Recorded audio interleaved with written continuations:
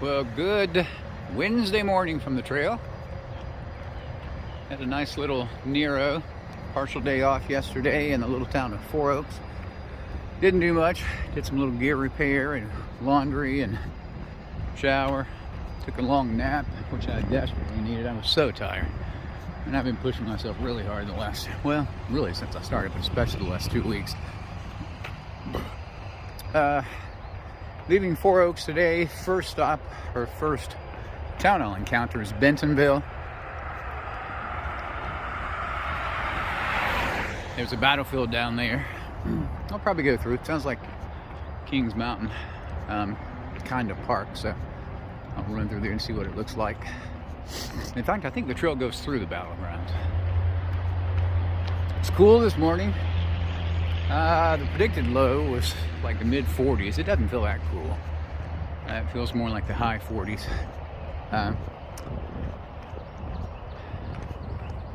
Today's I think almost all road walking except when you're in that battlefield. You got a little bit of trail there, but most of it is supposed to be country walking. If it's like this, oh my gosh, I will love this, because this is such a pleasant community. And it's supposed to be cooler really for the next 4 or 5 days. In fact, culminating with like a high of in the 60s on Saturday, rainy in the 60s. Then back up next week, so might be an ideal time to do some big miles over the next 4 or 5 days. I might even push. I hate even throwing it out there because then I put pressure on myself to do it, but I'm thinking about pushing a couple 50s just to see what that feels like. Got to be careful with my feet though. I almost got a blister after that 36-mile day 2 days ago, so really don't want to get any blisters and have to worry about treating those. Even these little country roads down here have traffic. I just have to get, of course it's rush hour. Maybe during the midday hours it won't be quite so bad. Beautiful sunrise this morning and a beautiful crystal clear sky. Not a cloud in the sky. I want to say, I rarely say this on video, and I was looking back at some comments on some of my prior videos and some comments from this last video, and I rarely say thank you guys for watching, but I really appreciate it. I hope that my sharing these videos gives you a little taste of what the adventure is like, and I hope that for those of you that don't have this opportunity, you can live vicariously through me. I consider it a privilege and a pleasure, and I hope you know how much I appreciate it. So it's almost like when we left Smithfield, maybe even left Clayton, but especially Smithfield, we went over Continental Divide and the land went from rolling hills to dead flat. Just like that. You know, I've traveled plenty in eastern North Carolina. I know how flat it is, but didn't realize the change would come such an abrupt change. I think even at little creek crossings, you know, especially river crossings, we'll still pick up a few little hills, but for the most part, it's flat. Interesting that it changed so quickly. Well, I've made it to the truly historic town of Bentonville.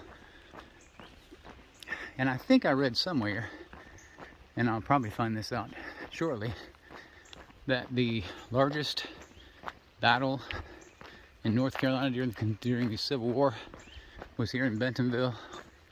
Some distinction like that. The Bentonville battlefield is here. And as I said earlier, I'll be going through that, so I'll check in from there. We'll get more information about it. The sign says, "This memorial marks the battlefield of Bentonville, where on March the 19th through the 21st, 1865, General Joseph Johnston, with about 5,000 Confederate troops, principally from South Carolina, North Carolina, South Carolina, Georgia, Tennessee, Alabama, and Mississippi, checked the advance of Major General W.T. Sherman, Army of the United States troops, until confronted with overwhelming numbers. Conspicuous in this battle were 3 regiments and 1 battalion of North Carolina Junior Reserves and Major General Robert Hoke's division. And this is actually dedicated to the North Carolina Junior Reserves.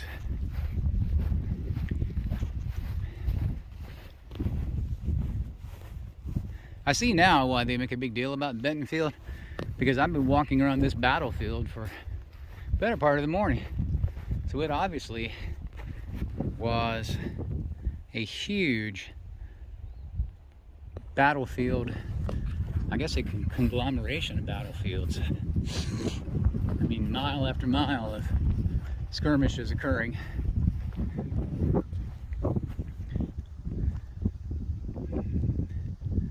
So you can see now why they say it's the site of the largest battle in Civil War history in North Carolina. Okay, Duke, heading on down the road. This is a name that most Cleveland Countyans and Western North Carolinians and upstate South Carolinians should recognize. Wade Hampton. He was a lieutenant general who was the Confederate cavalry commander here at Bentonville. Wade Hampton Boulevard in Greenville. I'm sure it was named after him. Greenville, South Carolina, not Greenville, North Carolina. I don't know if he was from that area or if they just chose to honor him by designating the street with his name, but that's a little tie to things back home. All right, entering the town of Newton Grove, and look, that's the sign that I saw so frequently up in Surrey County, up around Elkin. You haven't seen that much since then. In fact, I don't remember if I've seen it at all since then. Some communities do a good job blazing the trail on the roads, others not so good. But so far so good here in Newton Grove. All right, I'm gonna put this away. I know when I get into town, I'm gonna cross over I-40. I think that's gonna be pretty sure it's the last interstate I'm gonna cross before I get to the Outer Banks. So nothing significant about that except it's an interstate. And I-40, of course, goes, you know, from Wilmington all the way through Hickory, you know, 35, 40 miles north of Shelby. And then, you know, goes out and terminates, I think it's in Bakersfield, California, or at least somewhere in California. I had friends when I was in basic training. I lived, of course, 30 minutes from I-40. Had a friend in New Mexico that lived about 30 minutes from I-40. And I had a friend in California that lived about 30 minutes from I-40. We shared that in common. Excuse me. Breeze is making it pretty dry this afternoon. It's great. I mean, it's low humidity. Man, if I were running, I could run forever in weather like this. Still pretty farmland. Boy, the Cleveland County farmers would kill for this soil. This dark, rich soil. So easy to cultivate, so full of nutrients. All right, checking in Newton Grove. So here's that crossing over I-40 that I mentioned earlier. It's looking west toward home. It's looking east toward Wilmington.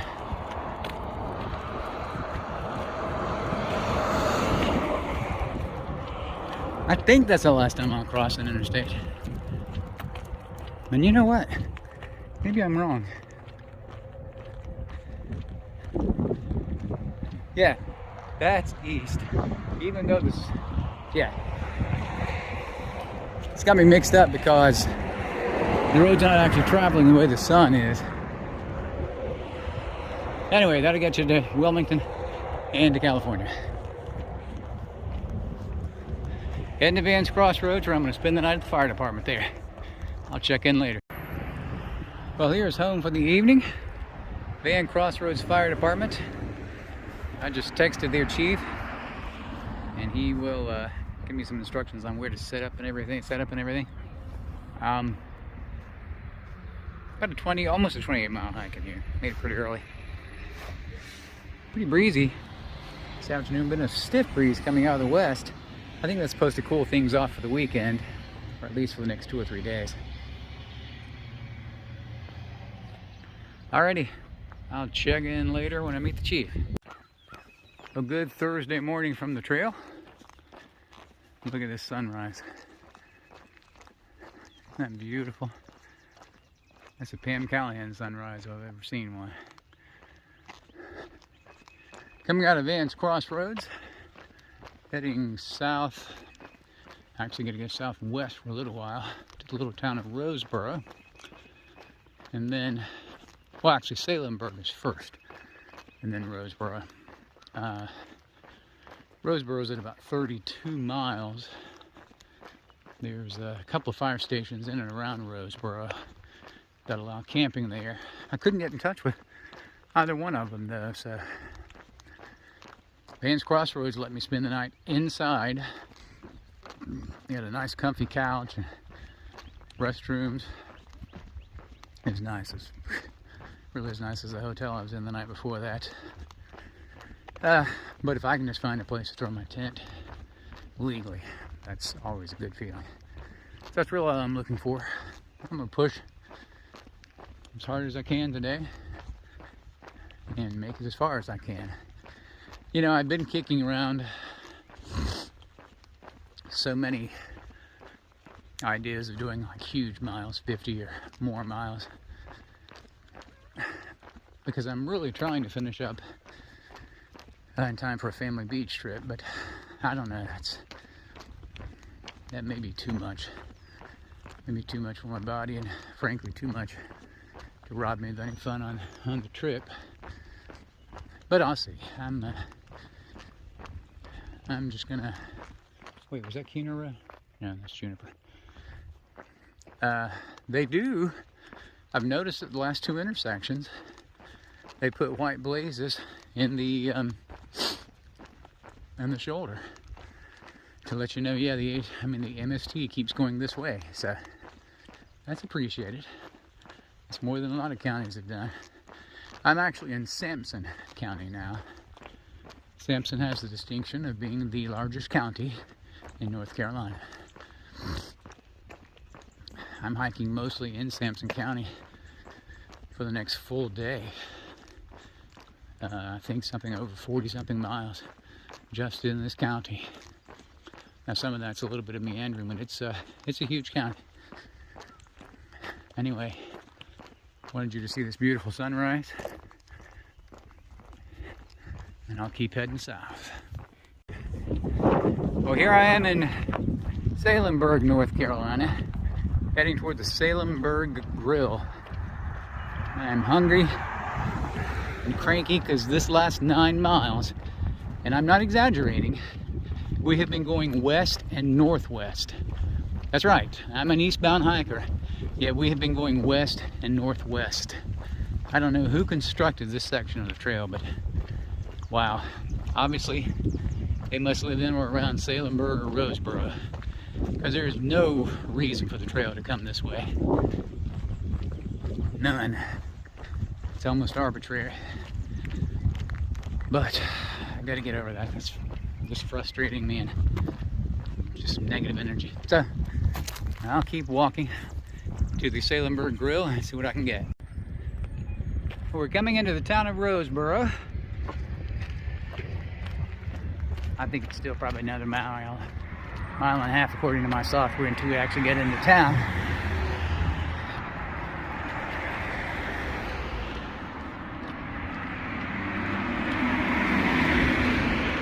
We're crossing under, this is Highway 24. I don't know a lot about 24 in this area. It looks like it connects Fayetteville to Clinton, but I do know that 24 actually goes through Jacksonville. In fact, in a week and a half or so, I'll be on 24 for a little while as we go through Jacksonville, heading up toward Newbern.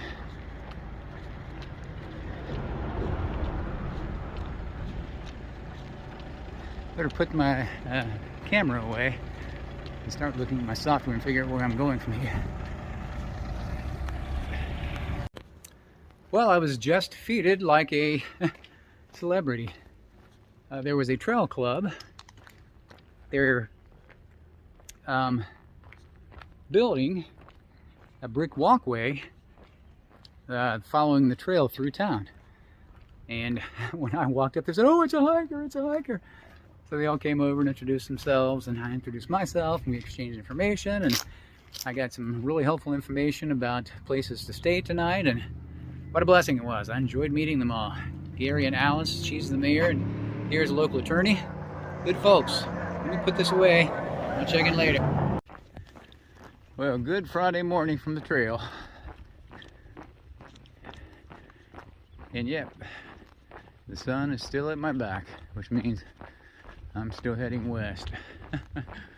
This trail has taken me north, northwest, and west for most of the last 25 miles. Completely away from my intended destination. Somebody's gonna have to offer me a good explanation for this one, because there's no mountain or impassable body of water that prevents us from going due south. But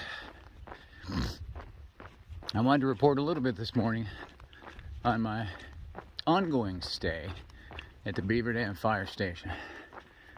Let me just say that the Beaver Dam Fire Station is the best stay I've had by far on this trail, other than with friends and family. It's amazing. These people, Gary and Eva Brock, are the most hospitable, kind, attentive people I've ever met. They've been hosting hikers for years, mostly section hikers, though they've had a few through hikers, but they know exactly what hikers need. I have a bed there, they have laundry, they have a shower, a nice kitchen. Eva has given me so much food.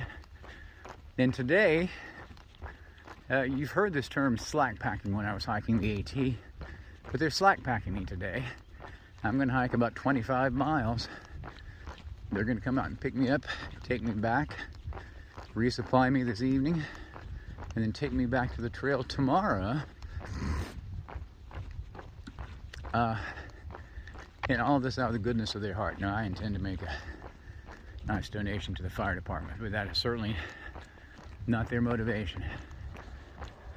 They do this out of the kindness of their hearts, and they are great at it, and I'm so grateful. Goodness.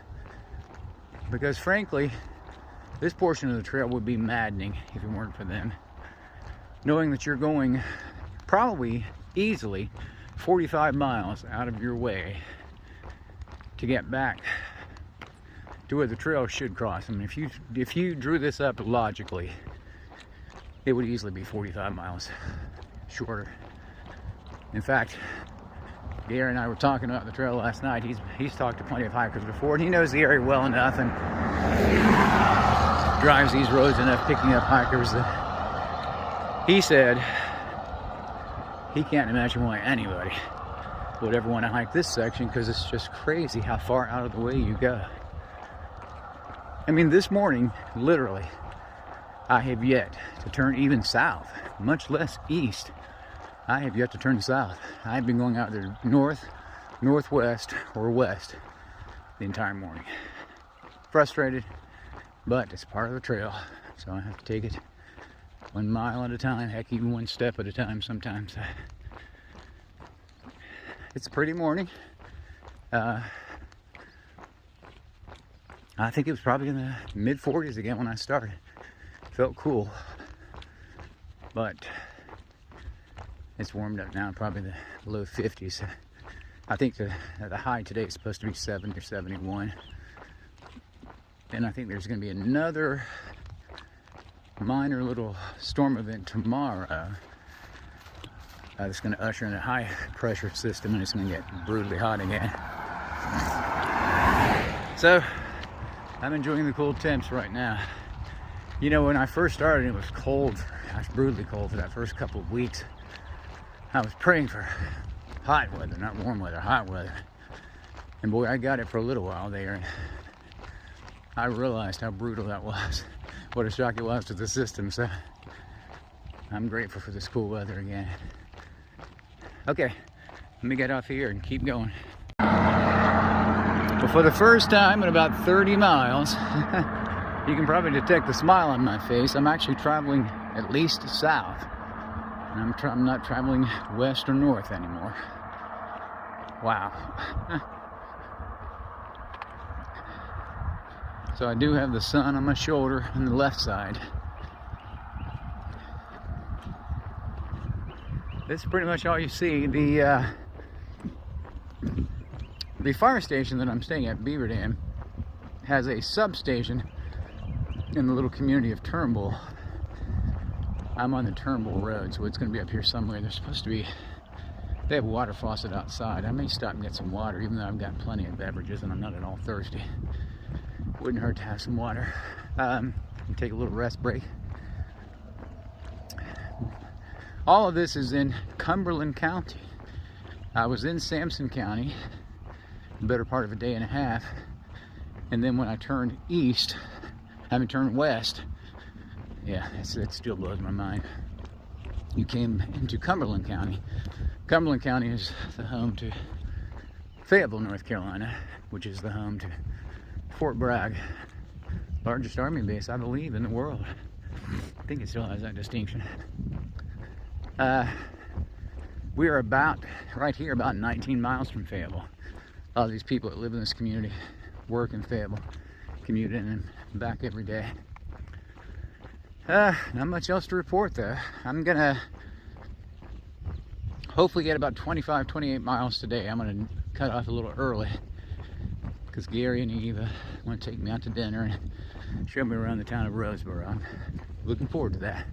I walked through Roseboro yesterday, but I was in such a hurry, other than stopping to speak to the folks that were working on that brick portion of the walkway there.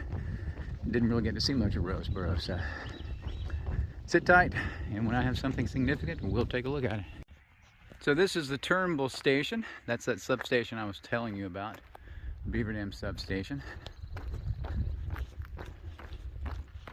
It's about 8 miles, I believe, on the road. I did that in just under 2 hours. I knew that the last couple of days, I'd say would average close to 4 miles an hour, at least in the mornings.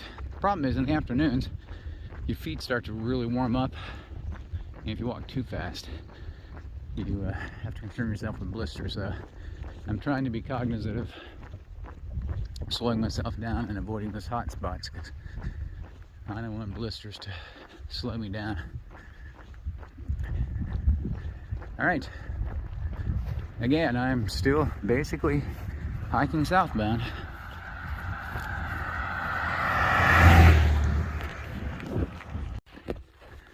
So I'm actually back on a trail for a little while. These are North Carolina game lands that you access from Walter West Road, which is an unpaved road. But I think I'm going to be in here for at least a couple of miles. I imagine this is probably deer and quail, and they say they hunt bear down here, so maybe bear habitat. It's not hunting season right now though, so shouldn't be much of an issue with safety from hunters. Their hunting season is really not until the fall. This is what I'm looking at this morning though. Just glad to be off the road for a little while. What a blessing this is. I don't even mind that I'm hiking west right now. So I believe this is Harmony Hall home, mansion, whatever the distinction is. I confess it's smaller than I would have expected. It's kind of cool that the grounds have, there's a store here, probably a blacksmith shop, and a beautiful chapel. Whitewashed clapboard siding, and just a neat example of those antebellum plantations that existed from the probably late 1600s through the late 1800s, you know, after the war.